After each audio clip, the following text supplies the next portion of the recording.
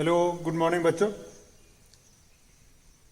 हम पढ़ रहे थे पेयर ऑफ लीनियर इक्वेशन में words problem. And words problem के अंदर हमने टाइप्स ऑफ वर्ड्स प्रॉब्लम पढ़ी, जैसे कि money based problem, fraction based problem and time and distance based problem, number based problem. ये हमने 3-4 टाइप की वर्ड प्रॉब्लम पढ़ी।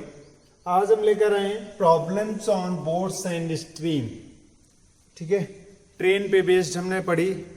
ठीक है, कल पढ़ी थी टाइम और डिस्टेंस के बीच में, वही एक ही चीज थी, उस पर हमने क्वेश्चन पढ़े।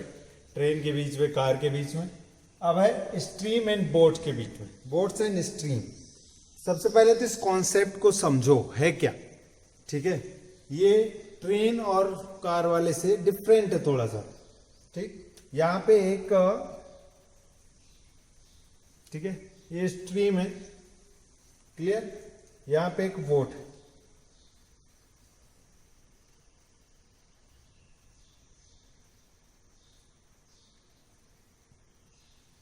यहां पे मोटर वोटर लगा है। ठीक है, चल रही है बोट इस डायरेक्शन में।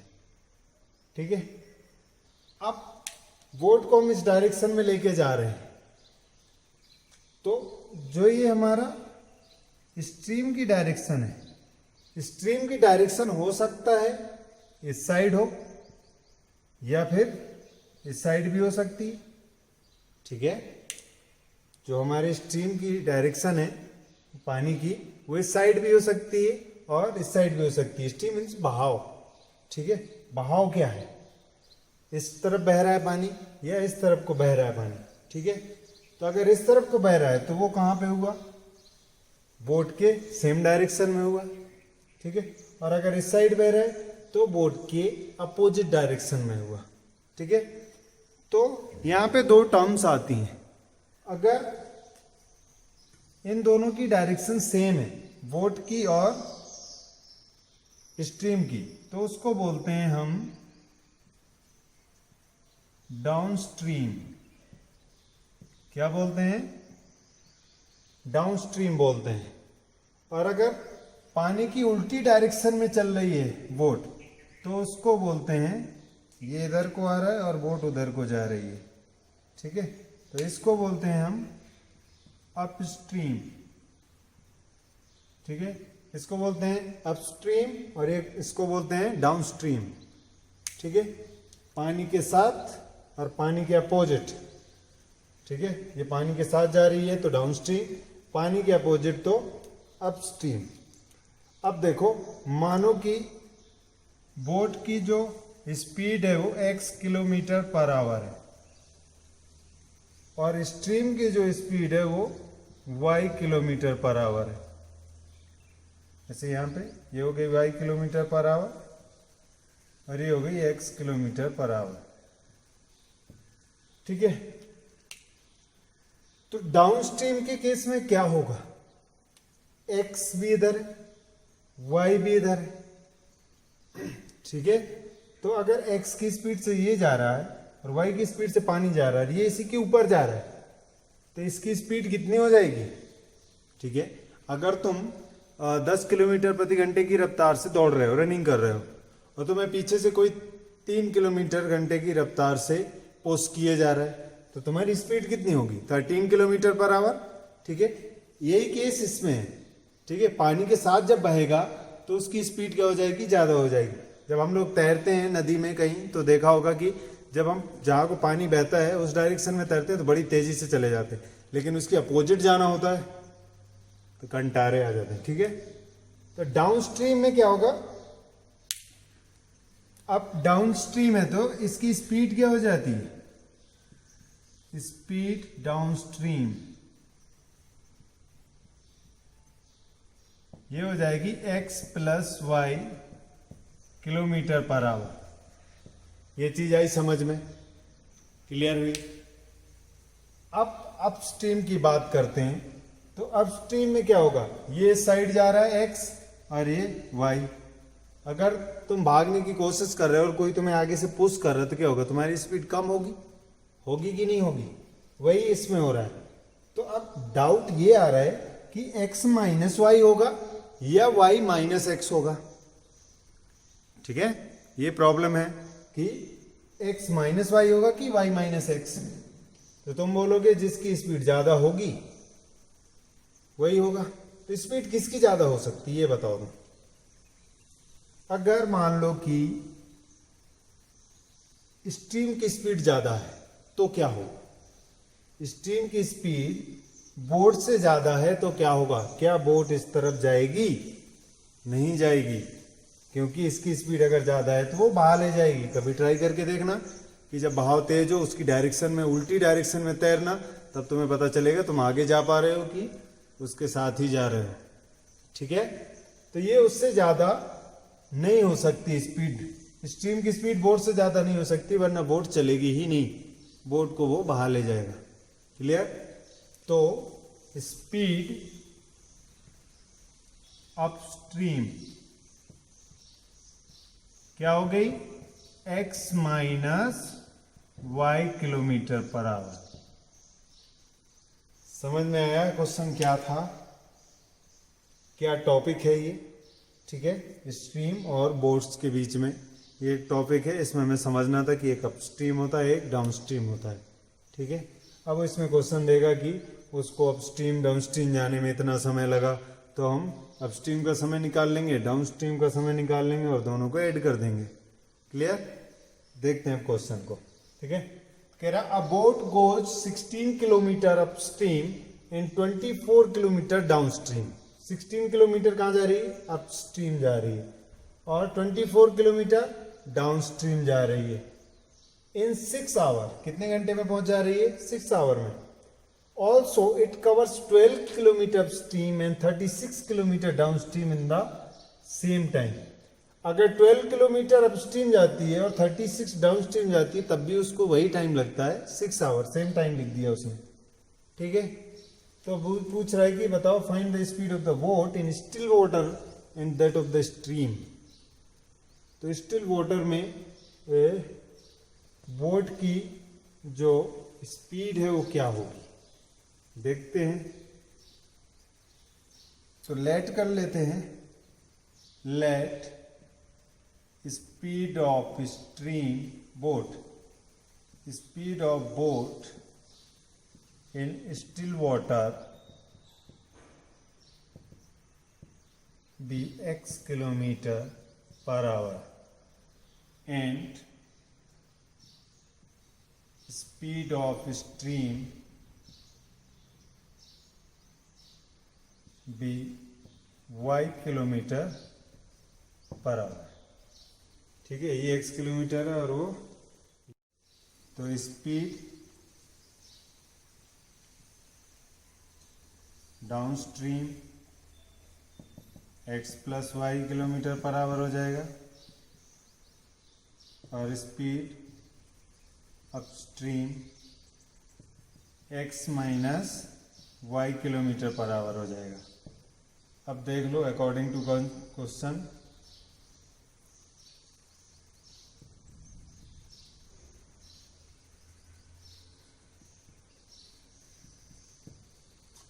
ठीक है। सबसे पहले तो टाइम निकालना होगा ना हमें। टाइम कितना लगेगा? टाइम टेकन टू कवर, पहले कितना कवर कर रहा है? 16 किलोमीटर अपस्ट्रीम। कितना टाइम लगेगा? टाइम क्या होता है? Distance upon speed. Distance 16 kilometre, speed है x माइनस वाई, अपस्ट्रीम है तो x माइनस वाई, इसको टाइम लगा। और time taken to cover 24 kilometre downstream is 24 upon x plus y. ये आ गया। ठीक है, तो टोटल टाइम क्या दिया है? टोटल टाइम कितना है? 6 आवर। टोटल टाइम है 6 आवर, तो कितना? 16 upon x minus y plus 24 upon x plus y is equal to 6। ये बनी है मेरी इक्वेशन फर्स्ट। क्लियर? इन दोनों को जो उसका टोटल टाइम लग रहा है वो 6 आवर लग रहा है। सेकेंड कंडीशन है कि इट कवर्स 12 किलोमीटर अपस्ट्रीम, तो टाइम टेकन टू कवर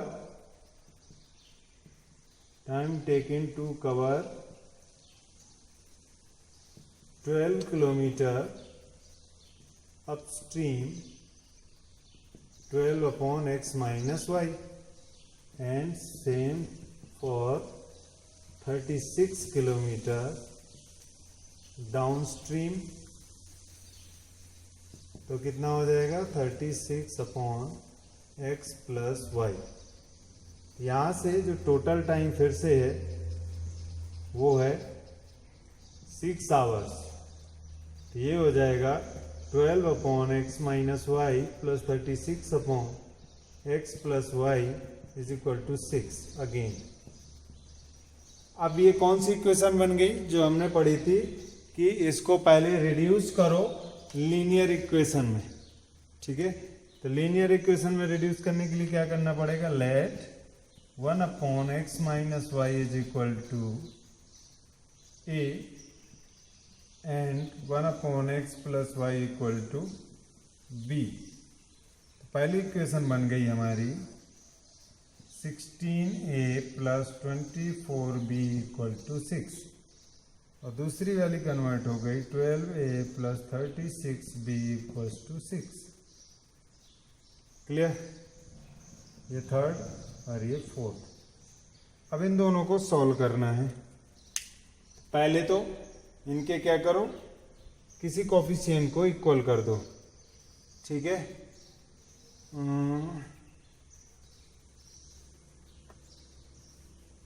किससे मल्टीप्लाई करें, इसमें 4 से कर दो, इसमें 4 से मल्टीप्लाई कर दो और इसमें 3 से कर दो। ठीक है, तो 48 बन जाएगा। ये बन गया 48a प्लस 72b और 18। इसमें 4 से करोगे तो 48a plus 144b equal to 24। Subtract करो, माइनस माइनस माइनस, ये कट गया, ये माइनस हो गया तो कितना आया 72 ही आ गया माइनस का। b इक्वल टू 18 और 6 माइनस का 6, तो b इक्वल टू आया 6 अपॉन 72, तो 1/12। तो b की वैल्यू मिली हमको 1/12। यहाँ से a भी निकाल लो, तो 1/12 रख दो फर्स्ट इक्वेशन में, तो 16a plus 24 into 1/12 equal to 6। उस तरफ जाएगा तो 16a इज इक्वल टू हो जाएगा 4, तो a इक्वल टू हो जाएगा 1/4। तो b आया 1/12 और a आया 1/4। अब तुम्हें फिर से यहाँ पे रखोगे तो दो इक्वेशन बनेगी। क्या बनेगी दो इक्वेशन, मैं इसको मिटा दे रहा हूँ, देख लो एक बार। ठीक है,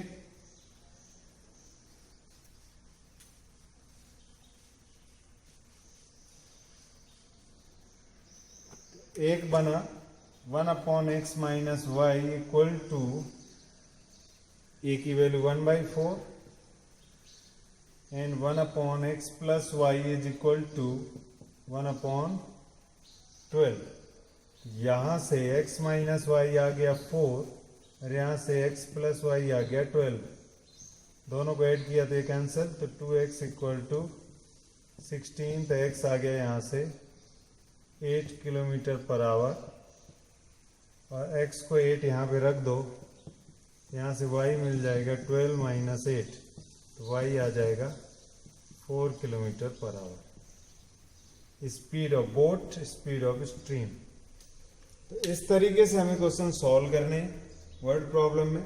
पहले तो ये ध्यान रखना है कि बोट और स्ट्रीम के क्वेश्चन में अपस्ट्रीम डाउनस्ट्रीम क्या होता है। ठीक है, ये हमने सब अच्छे से समझाया है। इसको नोट करो। एक आध क्वेश्चन और देखते हैं। Before that pause the video to note it down. एक क्वेश्चन और देखते हैं, स्टीम एंड बोट पे। आसान सा क्वेश्चन है, इसमें ज़्यादा कैलकुलेशन नहीं। A man can row downstream 20 kilometre in 2 hours and upstream 4 kilometer in 2 hours. Find the speed of rowing in still water. Also find the speed of current. Speed of current means ये वही है, stream की बात ही कर रहा है, ठीक है। और बोट की जगह इस बार क्या आ गया, मैन आ गया, ठीक है। तो हम लेट करेंगे। लेट, सबसे पहले तो क्वेश्चन समझ लो क्या कह रहा है कि एक मैन है जो रोइंग कर रहा है, डाउन स्ट्रीम में जा रहा है और डाउन स्ट्रीम में उसको 20 किलोमीटर कवर करने में 2 घंटे लगते हैं। 2 घंटे में 20 किलोमीटर वो निकल जाता है तैर के। एंड अपस्ट्रीम में 4 किलोमीटर जा पाता है वो 2 घंटे में। तो बताओ कि उसके रोइंग करने की स्पीड क्या है स्टिल वाटर में, एंड स्पीड ऑफ करंट क्या है। तो लेट कर लेते हैं। Let speed of man in still water be x kilometre per hour and speed of current be y kilometre per hour, ठीक है। तो मैन की स्पीड बता दी हमने, वाटर में क्या है लेट कर ली कि ये x किलोमीटर है, और करंट की स्पीड, स्ट्रीम की स्पीड जो बताई हमने वो कितनी है, y किलोमीटर आवर है, ठीक है। तो स्पीड डाउन स्ट्रीम क्या होगी, x plus y kilometre per hour, and speed upstream क्या होगी, x minus y kilometre per hour. अब इसमें उसने जैसे पिछले क्वेश्चन में दिया था कि दोनों को मिला के टाइम दिया था, बट यहाँ पे क्या है अलग अलग टाइम दिया है, ठीक है। 2 घंटे दिए और 20 किलोमीटर जा रहा है, ठीक। तो टाइम टेकन टू कवर, यहाँ पे 2 आवर दिया है 20 मिनट के लिए, मतलब कि time taken to cover 20 kilometre is equal to 20 by x minus, कौन सा है डाउन स्ट्रीम है, तो x प्लस वाई, और विच इज इक्वल टू 2 हमको गिवन है। 2 घंटे में पहुंच जा रहा है, होना कितना चाहिए 20 upon speed, distance upon speed equal to time. तो इसको अगर इधर मल्टीप्लाई करो, इसको इधर डिवाइड कर दो, तो यहाँ से क्या मिल जाएगा, x plus y is equal to 10, ठीक है। नेक्स्ट कह रहा है कि time taken to cover 4 kilometre, तो 4 अपॉन x माइनस वाई, इसको भी 2 आवर लग रहा है, तो x minus y equal to 2 से डिवाइड हो जाएगा, 2 आ जाएगा, इक्वेशन सेकेंड, ठीक है। Solving equation first and second, तो x plus y equal to 10 and x minus y equal to 2, ये कैंसिल हो गया, तो 2x equal to 12, x equal to 6, यहाँ से x 6 आया, तो फर्स्ट इक्वेशन में इसमें रख दो 6 प्लस वाई इक्वल टू 10, तो y कितना आ जाएगा 4 किलोमीटर पर आवर, ये हो गया 6 किलोमीटर पर आवर, ठीक है। समझ में आ रहा क्या करना है, तो ये आसान था। बाकी तुम्हें याद रखना है, बस ये चीज़ का कॉन्सेप्ट याद रखना है कि अपस्ट्रीम में क्या होता है, डाउनस्ट्रीम में क्या होता है। उसके बाद ये अपॉन में लिखने वाला, यहाँ तो वैल्यू दे दी, नहीं दी होती, दोनों का सम दिया होता तो सम करना पड़ता, फिर हम उसको किससे करते, reducible the equation in pair of linear equation. Okay, तो उसके बाद उससे हम सॉल्व करते। ये हमारा टॉपिक था problems based on boats and streams, boats and stream. Clear. Next हम लेक्चर में करेंगे problems based on area, problem based on geometry. Okay, before that pause the video to note it down.